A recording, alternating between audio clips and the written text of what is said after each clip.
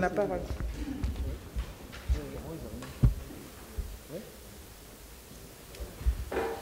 Bonjour à tous. En fait, je vais commencer par un constat qui est alarmant. C'est celui de l'Afrique, en fait, vu comme un continent, enfin comme le continent agricole par excellence, en termes de potentiel, avec un foncier disponible, un système hydraulique également inexploité, exploité à l'heure d'aujourd'hui à 5% simplement, et puis un capital humain qui est également disponible avec la croissance démographique exponentielle. Je vais rappeler également le contexte dans lequel on évolue aujourd'hui avec justement des enjeux liés à une croissance démographique qui est non seulement exponentielle au niveau de l'Afrique, mais aussi au niveau mondial, et qui entraîne en fait un réel souci en termes de sécurité alimentaire pour les populations africaines. Et en termes du moins, en ce qui concerne la problématique du chômage, notamment le chômage des jeunes, l'agriculture peut être également vue comme une alternative en matière de solutions structurelles. On est également dans un contexte d'épuisement des ressources au niveau mondial, ce qui entraîne une baisse considérable de l'offre alimentaire disponible et ce qui fait de l'agriculture, en fait, l'agriculture africaine, une solution à long terme pour tous. Voilà, et on est en fait aussi face à une agriculture africaine qui aujourd'hui représente la voie royale pour le développement de l'Afrique en termes économiques, en termes de lutte contre du moins au niveau de la lutte contre la pauvreté et la misère et au niveau de divers enjeux.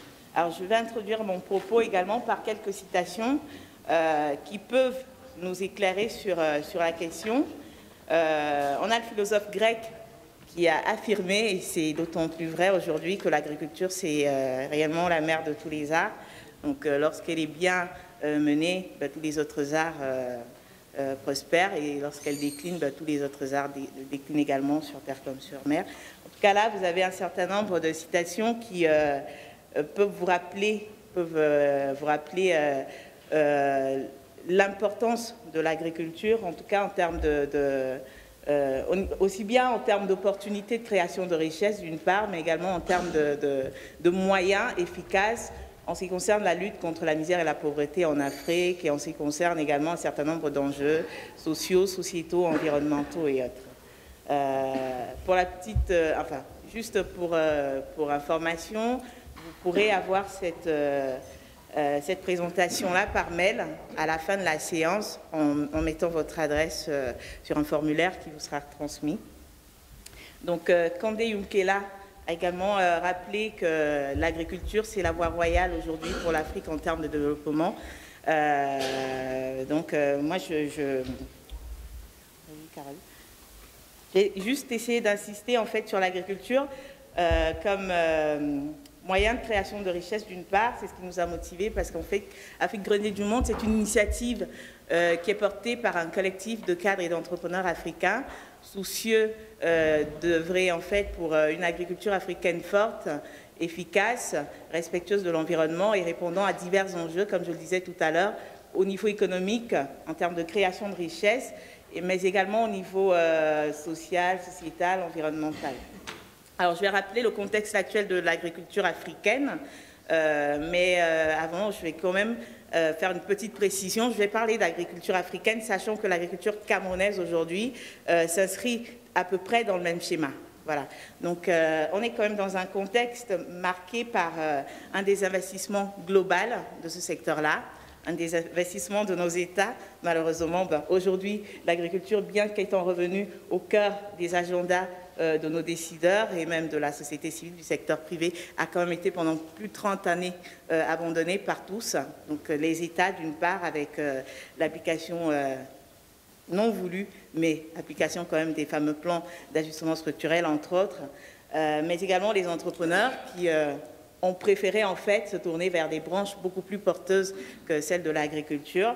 La communauté internationale aussi avec une aide, du moins avec l'aide allouée à l'agriculture qui a fortement chuté. Et enfin, les petits producteurs eux-mêmes qui n'arrivent pas à suivre les contraintes imposées par l'agro-business qui casse littéralement, comment dirais-je, qui impose en tout cas des coûts de production relativement bas par rapport à ce qu'on pourrait avoir au niveau de l'Afrique, mais également au niveau de la paysannerie européenne, il faut le dire, c'est le même combat. Donc face à ces facteurs-là, il faut agir. Il faut agir parce que, comme je le disais, on est quand même dans un contexte aujourd'hui qui ne nous laisse pas le choix.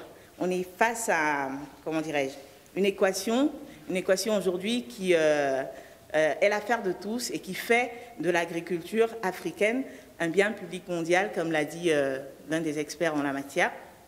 Alors, urgence quant à la nécessité d'assurer la sécurité alimentaire de nos populations, urgence également quant à la nécessité de répondre à un certain nombre d'enjeux. Je parlais tout à l'heure de la problématique du chômage, mais ce n'est pas simplement pour les jeunes, c'est également pour la femme en général, pour la femme rurale. Urgence quant au bien-être même de nos populations, avec la nécessité d'assurer quand même un certain, comment dirais-je, un cadre agréable pour 75% de la population africaine qui vit en zone rurale. Urgence également en matière de développement même de nos États. Quand on sait qu'aujourd'hui, si je prends un pays comme le Cameroun, on a plus de 90% des denrées alimentaires consommées qui sont exportées. Et c'est un phénomène, c'est un facteur en fait qui déséquilibre considérablement notre balance commerciale et qui ne nous donne pas le choix en termes de développement, enfin qui ne nous laisse aucune alternative. Le ministre Tchimi l'a rappelé je crois que c'était il y a quelques années, avant même d'être ministre de l'Agriculture, il le rappelait très bien. Et c'est vrai qu'à l'heure d'aujourd'hui, le Cameroun a mis l'accent sur un certain nombre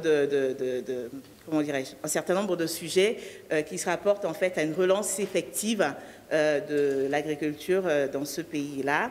On a parlé d'agriculture de seconde génération, mais bon, je pense que voilà, on peut avoir des discussions là-dessus. Il y a quand même encore un certain nombre de choses à prendre en œuvre, enfin, du moins à prendre en compte. Je vais également souligner enfin, bref, je fais tout n'importe quoi. Je vais vous parler. Alors, je vais essayer d'insister en fait sur les conditions de la révolution, la révolution agricole en Afrique. Comme je le disais, aujourd'hui, on est face à une urgence, donc celle de la sécurité, comment assurer la sécurité alimentaire dans nos pays, comment aller vers des solutions réellement structurelles plutôt que conjoncturelles, comme celles qu'on peut observer aujourd'hui avec la baisse des tarifs sur certains produits au niveau de la douane, etc. Il faut réellement impulser une dynamique, mais une dynamique efficace en termes de développement agricole, sachant que c'est la clé pour le développement de nos États, comme je le disais.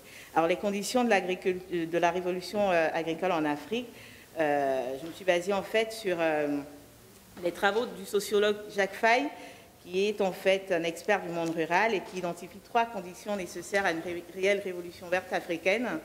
Donc, il note une augmentation rapide et continue de la productivité agricole. Et pour cela, tous les leviers doivent être activés. On a vu, on peut citer l'initiative Agropole, initiée au niveau du Cameroun. On a également pas mal de programmes, juste pour information, qui sont élaborés par le ministère de l'Agriculture au niveau du Cameroun. On a vraiment un certain nombre de programmes qui pourraient réellement être intéressants pour la diaspora que vous êtes, pour les investisseurs que vous pouvez être également. Donc il faudrait essayer de vous rapprocher de ces instances-là pour, ne serait-ce qu'en termes d'information, à titre d'information. Alors, deuxième condition pour une révolution verte, une révolution agricole en Afrique, c'est une agriculture respectueuse de l'environnement. Et je crois que par rapport à ça, si je prends un nouveau le cas du Cameroun, il va falloir réellement faire attention quant au choix des acteurs avec lesquels on souhaite évoluer, parce que c'est vrai qu'on a les petits producteurs. Personnellement, s'il fallait émettre un avis, je dirais qu'il faut mettre l'accent sur la paysannerie et il faut également réfléchir à la possibilité d'aller vers, comment dirais-je, vers des partenariats gagnant-gagnant entre entre les petits producteurs d'une part et les investisseurs d'autre part. Alors qu'aujourd'hui, on assiste malheureusement à un phénomène, au phénomène d'accaparement des terres. Donc on a les États souverains et de grands groupes qui viennent non seulement au Cameroun, mais également partout ailleurs en Afrique, qui achètent de grandes étendues de terre, qui cultivent, mais pour assurer la souveraineté alimentaire de leurs États à eux. Et malheureusement, ceci se fait au détriment de nos populations, ceci se fait au détriment même de nos pays, qui ne peuvent prétendre, en tout cas à ce niveau-là, qui ne peuvent pas prétendre à une quelconque croissance économique. Et donc il faudrait revoir les choses à ce niveau-là, et il y va en fait de l'engagement de tous. Il s'agit de travailler main dans la main pour voir comment réellement mettre les choses en place, parce que c'est un combat de longue haleine.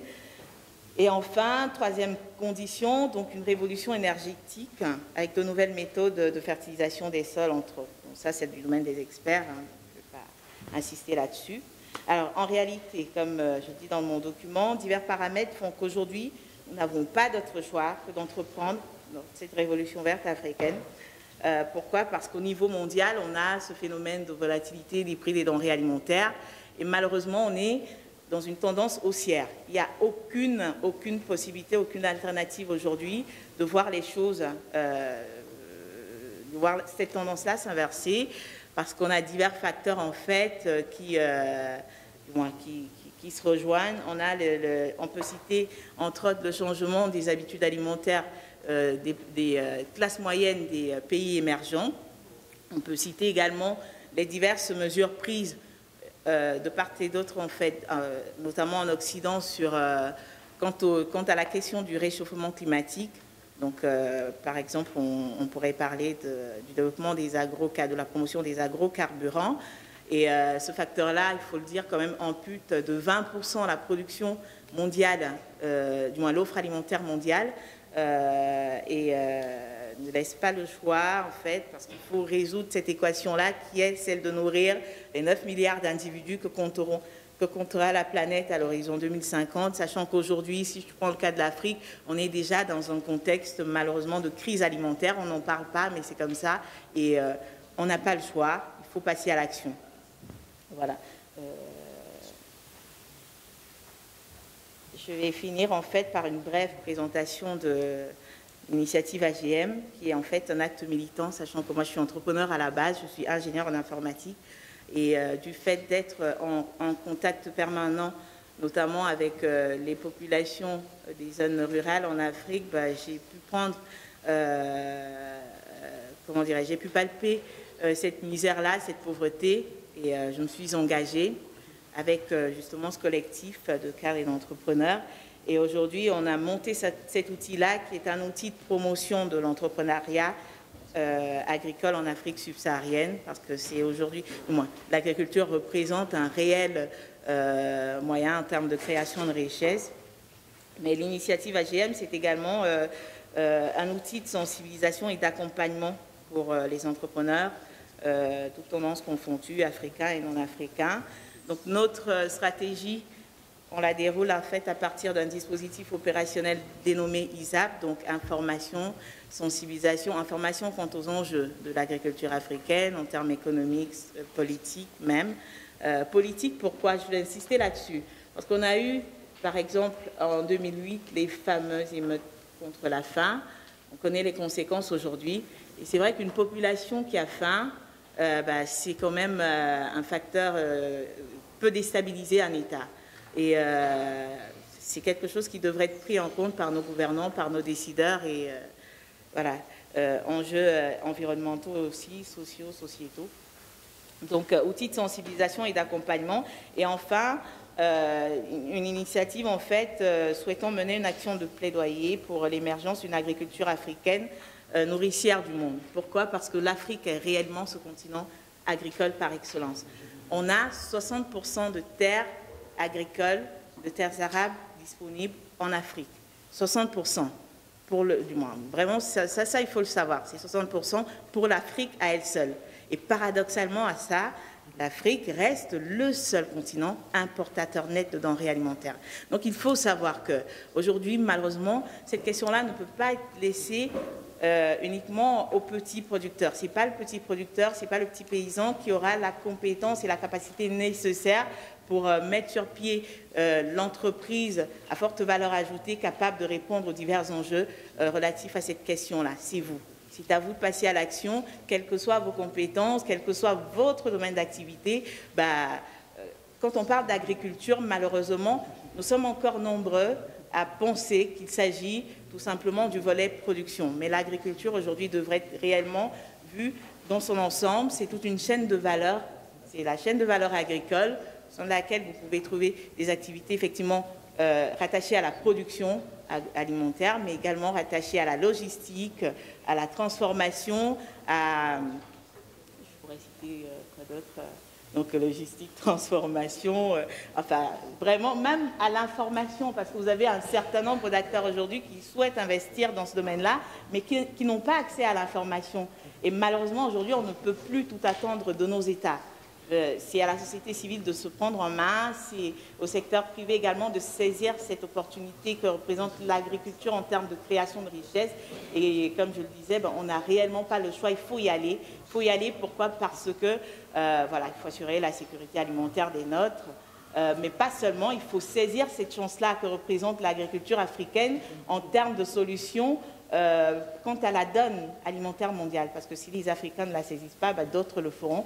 C'est déjà le cas. Le mouvement, il est déjà enclenché. Sur Internet, vous pouvez voir des chiffres alarmants en ce qui concerne ce phénomène d'accaparement des terres. Donc ça veut dire que les autres n'attendent pas, ils y vont. Donc moi, je passe juste de l'information avec celles et ceux qui souhaitent m'accompagner, enfin qui m'accompagnent en fait dans le cadre de cette initiative-là. Et puis voilà, on essaye. C'est un combat de longue haleine et il prendra du temps, mais il faut réellement voir les choses, il faut positiver et puis il faut y aller, on n'a pas le choix. Voilà, donc on a un site internet sur lequel vous pouvez trouver toutes ces informations et je me tiens à votre disposition pour toutes les questions que vous pouvez avoir quant à cette question épineuse. Désolée pour... C'est le cœur qui parle.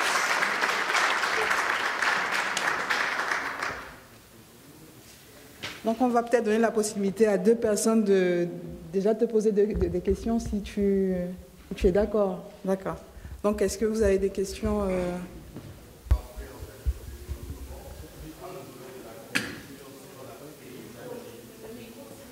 Il faut. Vous avez dit tout à l'heure qu'il faut centrer le développement en agriculture sur la paysannerie. Et quand je regarde en fait la demande sur le marché déjà national, et il y a quelques jours, je lisais sur Internet, il y a des pénuries alimentaires au Cameroun. Pensez-vous réellement que les paysans, en les soutenant, ils pourront en fait satisfaire la demande? La question est épineuse, malheureusement, parce que le problème, en fait, devrait être vu dans sa globalité. C'est-à-dire qu'aujourd'hui, on a des paramètres qui, malheureusement, ne dépendent pas même pas de nos dirigeants, en ce qui concerne le problème de la souveraineté alimentaire de nos États.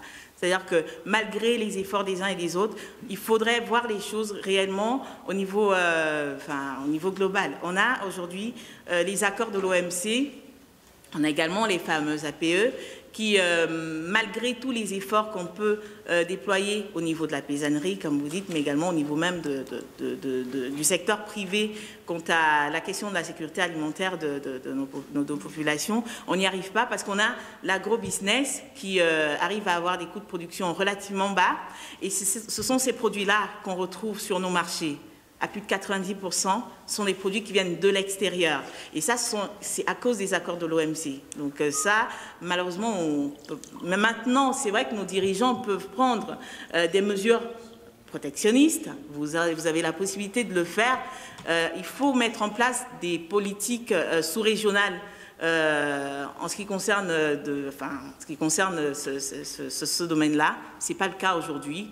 Il faut mettre en place des politiques d'incitation à l'entrepreneuriat, mais c'est vrai que ce facteur on a besoin d'un brin de protection, en tout cas, un brin de protection, un peu de protectionnisme en fait. Et je sais que malgré les accords de l'OMC, on a quand même la possibilité de le faire en ce qui concerne certains secteurs, mais on n'arrive même pas à le faire. Donc c'est une question de volonté politique. Tout ne dépend pas de la paysannerie malheureusement, mais étant donné qu'on a 75% de la population africaine qui vit en zone rurale, on ne peut pas parler de... Moi, je parle à long terme. On ne peut pas envisager une révolution agricole africaine en mettant ces gens-là de côté. Ce n'est pas possible. Maintenant, il faut tout simplement réfléchir à la possibilité de mutualiser les efforts entre nous, qui avons les compétences, d'une part, au niveau commercial, marketing, financier, etc., et ces gens-là qui ont quand même une certaine expertise. Voilà, il faut essayer. Oui, vas-y. Okay. Oui, vas-y. On sait que le potentiel agricole en Afrique est énorme, vous en parlez, mais le continent, notamment le Cameroun, souffre de beaucoup de limites structurelles qui sont en rapport avec la monnaie, qui sont en rapport avec l'économie, la cherté des intrants, puisque tout n'est pas fabriqué en Afrique. On connaît le combat de Monsanto pour s'installer au Kenya et dans les pays de la Corne de l'Afrique. Vous, comment est-ce que vous envisagez de gérer ces contraintes-là? Ma deuxième question, c'est par rapport à la responsabilité sociétale des entreprises, la RSE, qui devient le leitmotiv de plusieurs entreprises installées en Afrique. On sait que les entreprises minières qui sont au Cameroun aujourd'hui veulent se donner en partie bonne conscience. Et puis je pense que finalement, ce sont, comment est-ce que je dirais ça, les gouvernements s'arrangent pour que les populations bénéficient aussi en partie de l'installation de ces entreprises-là, puisque ces entreprises détruisent l'écosystème. On sait pour le pipeline Tchad-Cameroun, on sait pour les entreprises qui s'installent aujourd'hui pour gérer les grands projets structurants du Cameroun.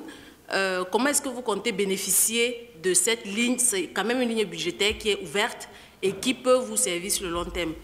Merci. La question relative aux contraintes, c'est vrai qu'elle est épineuse. C'est vrai que c'est des lobbies très importants. Mais on connaît le combat de David contre Goliath, donc on ne peut pas désespérer. On a une action de plaidoyer qu'on mène et on le dénonce d'ailleurs. On dénonce ces pratiques-là au niveau des instances internationales, à la FAO, au niveau de l'Union européenne, enfin un peu partout. Mais c'est vrai qu'en termes de marge de manœuvre, malheureusement, on n'est pas costaud par rapport à ces gens-là, mais on estime que déjà en informant les uns les autres quant à la problématique et en dénonçant cet état de choses, c'est déjà un pas, en tout cas, dans ce combat-là. Donc ça, c'est en ce qui concerne votre première question. Quant à la deuxième question relative à la responsabilité sociétale et environnementale, toute notre stratégie opérationnelle est basée sur cette démarche-là. Il s'agit aujourd'hui de faire comprendre aux investisseurs qui s'intéressent à l'Afrique, à ceux qui sont déjà présents également, qui ne peuvent plus se permettre de créer de la richesse comme ils l'ont fait précédemment, c'est-à-dire sans prendre en compte le réel intérêt des populations locales, sans prendre en compte l'intérêt de l'Afrique. Nous, on veut réellement, on milite pour une nouvelle génération d'entrepreneurs, mais également pour une nouvelle génération de décideurs capables de dire à ces gens-là, voilà, c'est vrai que vous pouvez venir en Afrique, c'est vrai que vous êtes présent en Afrique, mais il va falloir réellement aujourd'hui prendre en compte l'intérêt de l'Afrique, l'intérêt des Africains, l'intérêt de nos populations. Et voilà, donc il s'agit en fait de les impliquer dans notre action, mais de manière, comment dirais-je, c'est un partenariat gagnant-gagnant qu'on essaie de bâtir avec ces investisseurs-là. Et en général, en tout cas, le discours est bien perçu, le discours passe bien. Il y va de l'intérêt de tous et ça marche très bien. Et on ne le fait pas simplement avec les entreprises présentes sur le continent, on le fait également avec les entreprises présentes en Occident. Présentes ou pas, en tout cas revendiquant une présence sur le continent ou pas, on le fait parce qu'il y a un autre facteur qu'il faut souligner. Aujourd'hui, l'Occident a intérêt à participer de manière active à ce combat-là à cette, du moins à cette révolution. Pourquoi? Parce que si malheureusement on n'arrive pas à contenir ces jeunes ruraux, entre autres, hein, la question elle est réellement vaste, mais si je prends le cas de la jeunesse africaine, qu'est-ce qui se passe aujourd'hui? Il n'arrive. Oui, je finis. Alors, si on n'arrive pas à régler le problème du chômage des jeunes en Afrique, qu'est-ce qui va se passer? Ça va entraîner des flux migratoires, en fait, relativement importants, donc immigration clandestine, etc. Donc, il faut réellement avoir des solutions structurelles. Donc, ça passe également par une incitation pour ces gens-là à la création de richesses sur place.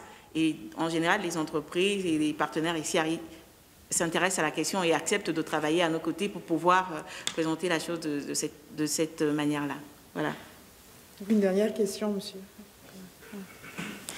Alors, je tiens d'abord à féliciter votre militantisme sur l'action agricole. Je pense d'ailleurs que c'est la principale raison pour laquelle je peux comprendre l'intitulé de votre exposé « Afrique grenier du monde ».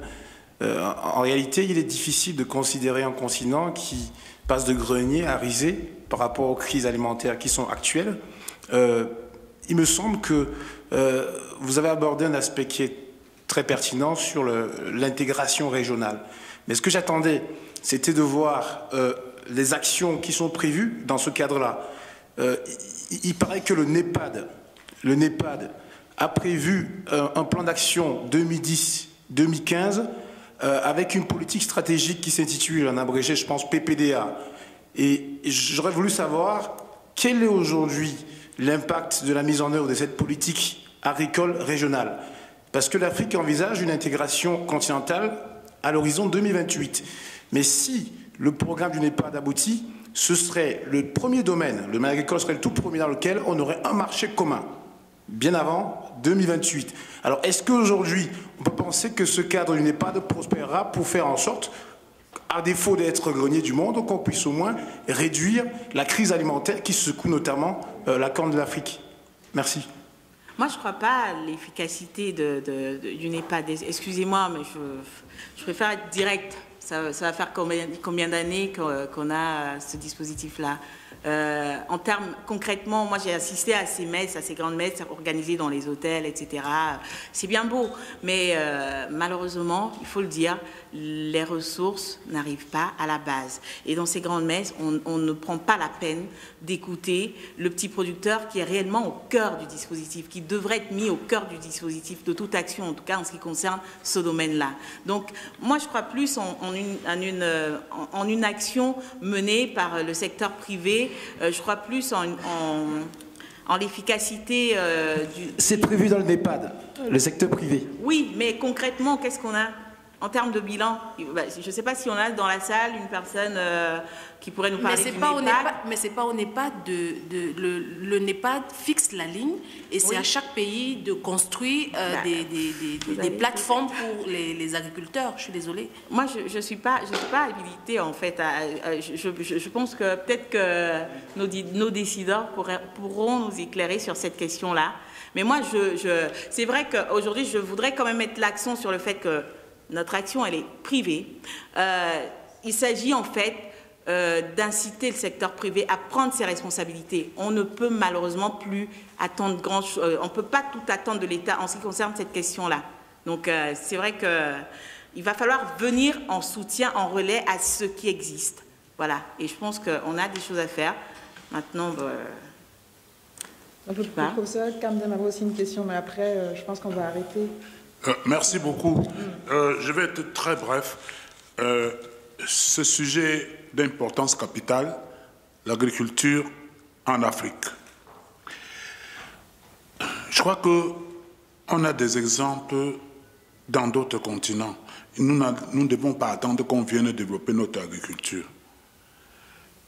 Le Canada, avec les coopératives, l'Allemagne, avec les coopératives, la Suisse, Coop, Migros, les plus grandes sociétés, les plus grands magasins de Suisse sont des coopératives. L'Afrique ne promeut pas son mouvement coopératif. Ça, c'est l'année l'ONU a déclaré cette année l'année internationale des coopératives. Et je suis surpris que vous ayez, tout en ce que vous avez fait, que vous parlez de l'agriculture en n'utilisant même pas un seul mot de l'organisation de ces petits paysans dont vous parlez, qui pouvaient se mettre en coopérative pour d'abord défendre leurs intérêts et ensuite réunir les petits moyens qui finalement deviendront des grands moyens. Le dernier petit mot, comme le temps presse, c'est sur le NEPAD. Je vous dis personnellement, c'est quand j'ai pris le document de NEPAD, j'ai lu avec beaucoup d'enthousiasme jusqu'au moment où j'ai appris que c'était pour aller chercher de l'argent. Hein, je caricature. Et c'est là où je me suis arrêté et je n'ai plus continué la lecture parce que je pensais qu'il s'agissait d'une façon pour l'Afrique de se prendre en main parce que nous ne faisons pas d'illusions. Il n'y a pas un seul continent au monde qui s'est développé parce que les autres sont venus les aider. Ça n'existe nulle part. Les Américains sont développés, c'est vrai que c'est des Européens, mais ils sont venus, ils sont faits américains. Ils ont développé leur continent. Les Européens ont développé leur continent. Les Asiatiques l'ont fait. L'Afrique du Sud, les Européens qui sont allés là-bas, ils l'ont développé en se considérant chez eux. Le seul cas où on a vu que de l'extérieur on a développé, c'est Israël, la diaspora israélienne. Et nous formons ici la diaspora. Je crois que c'est là que nous avons à apporter. C'est pour attendre de l'extérieur de l'Afrique, on peut attendre de la diaspora, mais n'attendez pas que les autres viennent avec les investissements, c'est les affaires, c'est le commerce. Merci beaucoup.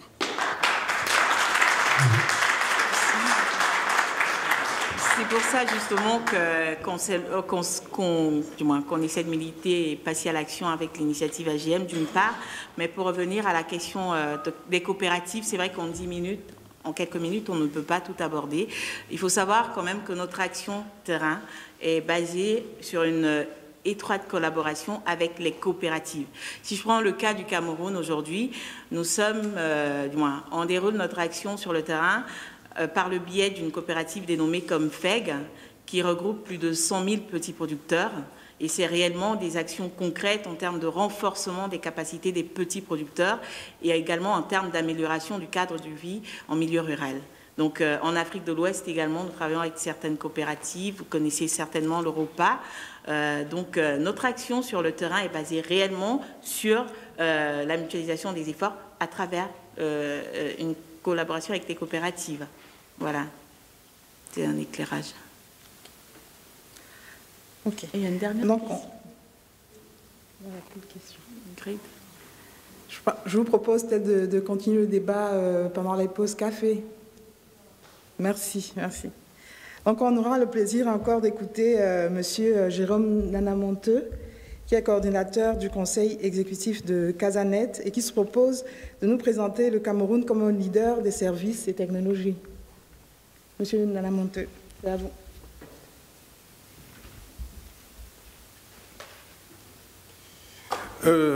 Rebonjour, chers participants.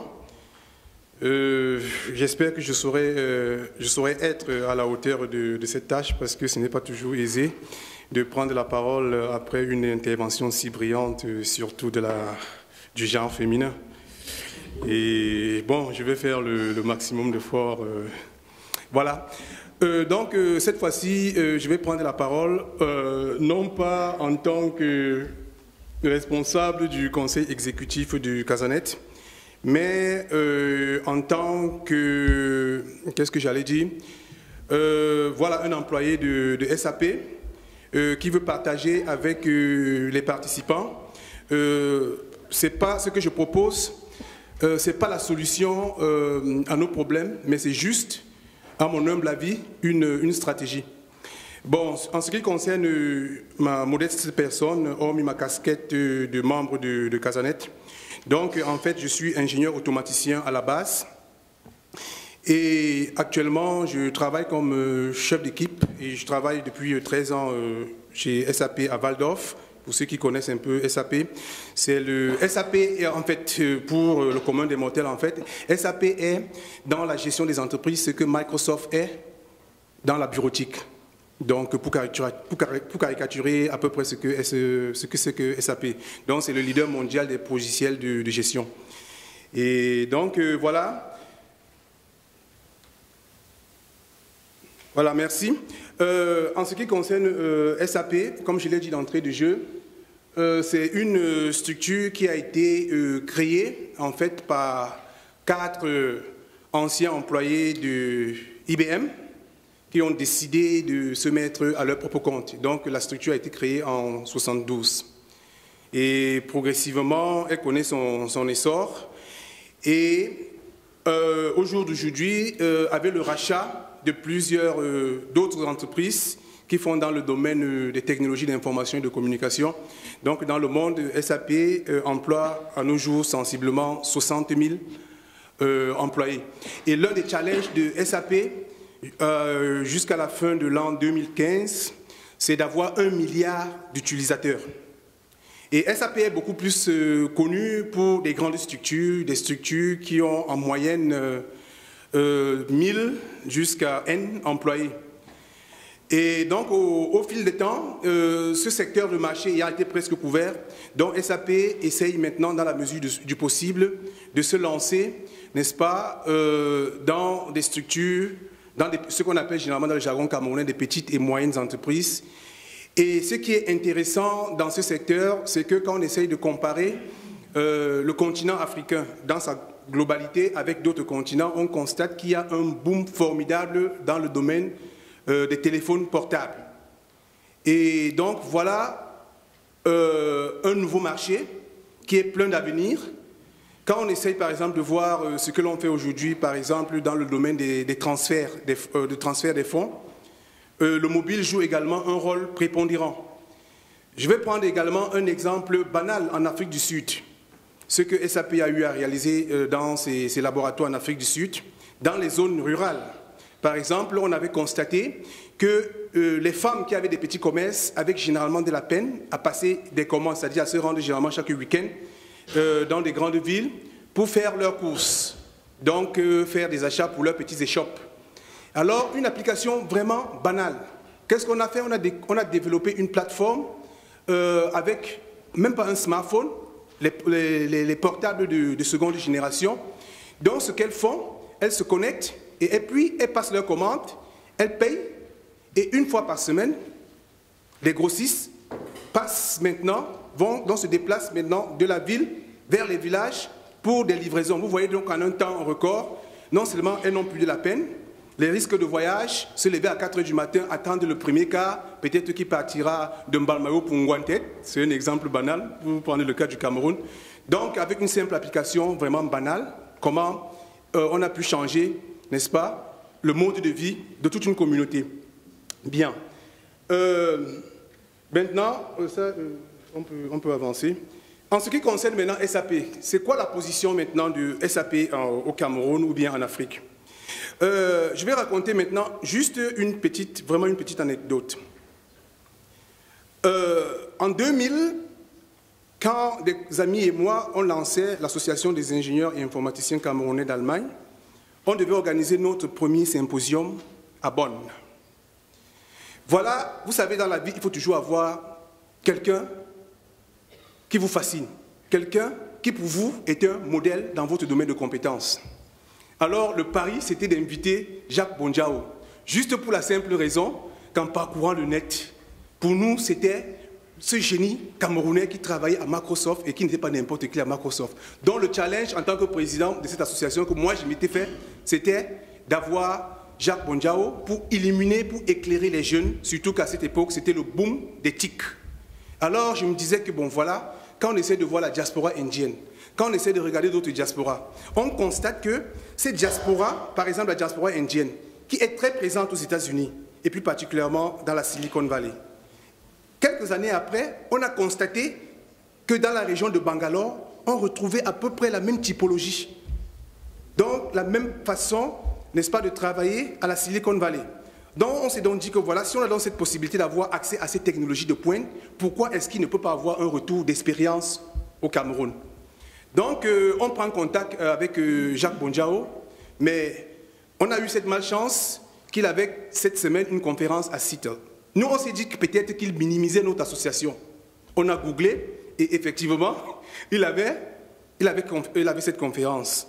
Donc, dans le comité technique d'organisation, on s'est dit que, mais voilà, il faudrait qu'on essaye de voir aussi comment on peut révolutionner les choses à notre niveau.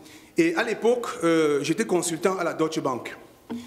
Et je me suis dit, voilà, SAP qui fait la fierté de l'informatique européenne. Même comme pour beaucoup, on croit toujours que SAP, c'est une entreprise américaine.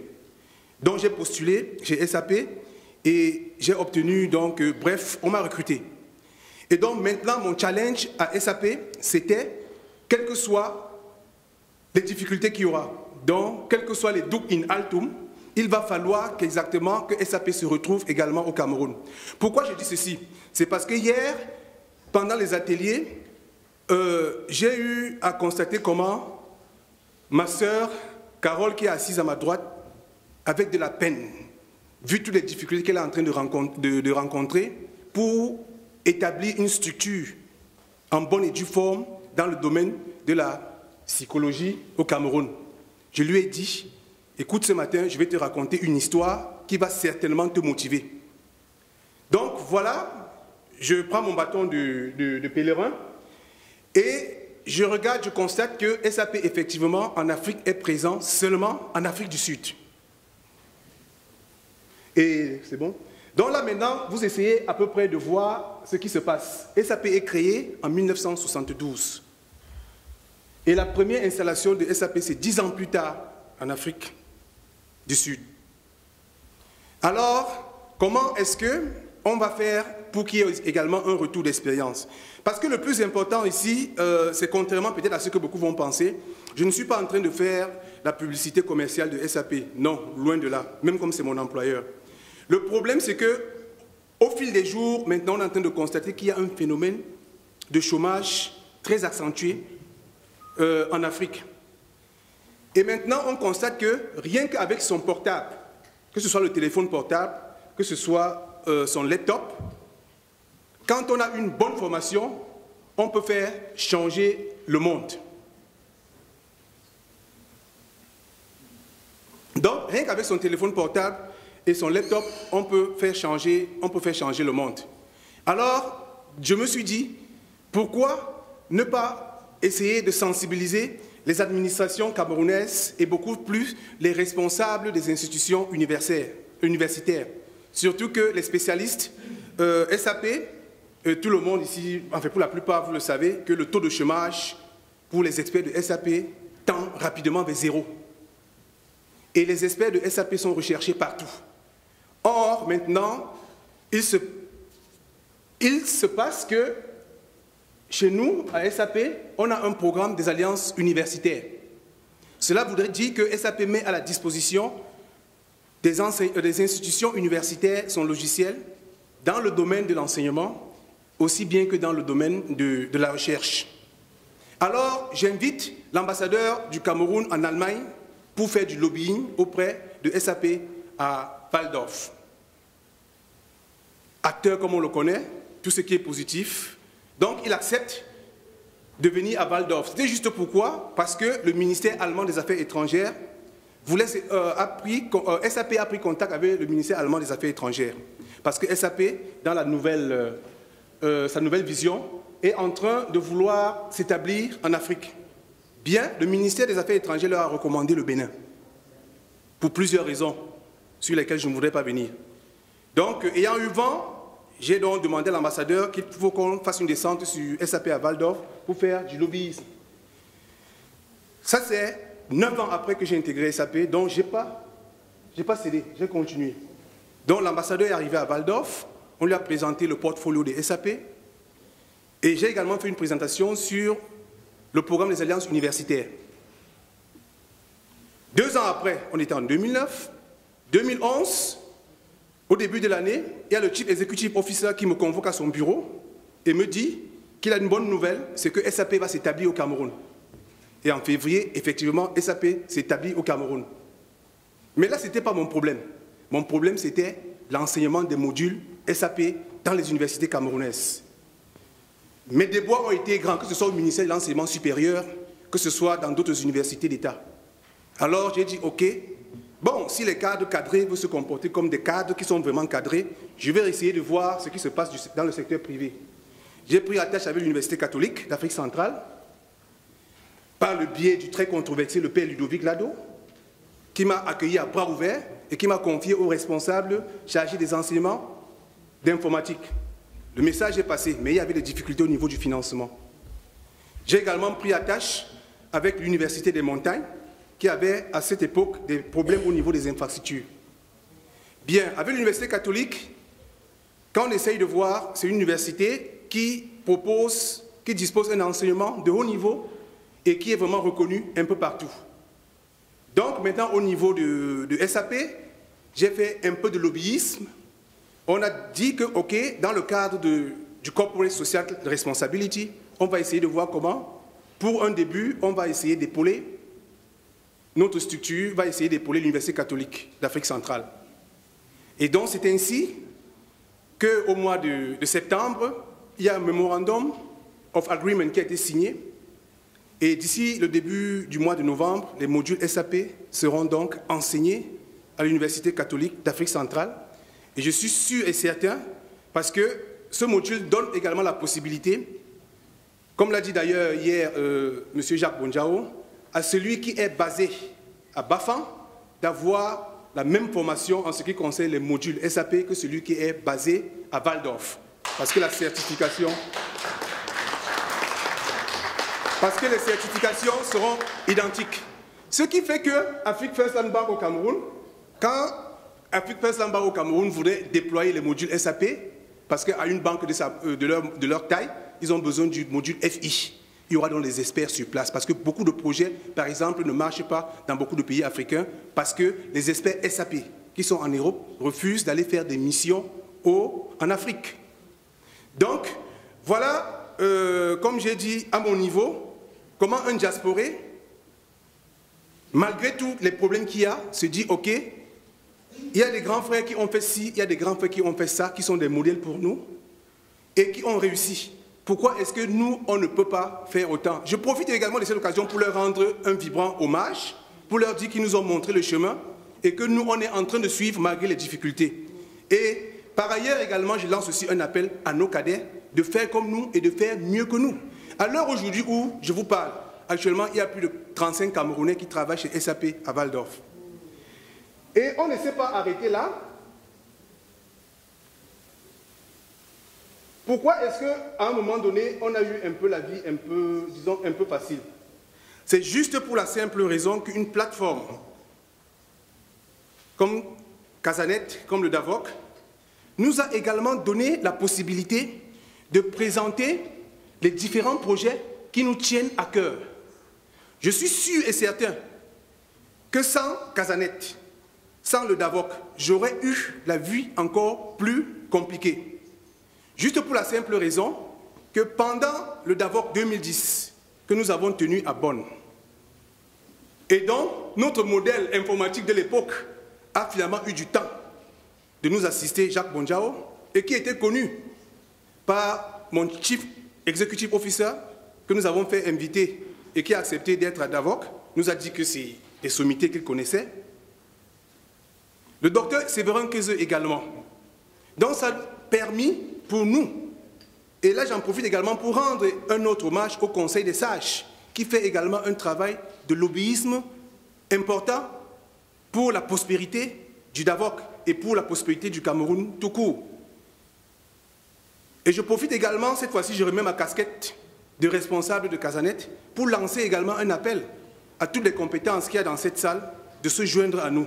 Parce que je suis sûr qu'ensemble, on serait à mesure de soulever des montagnes.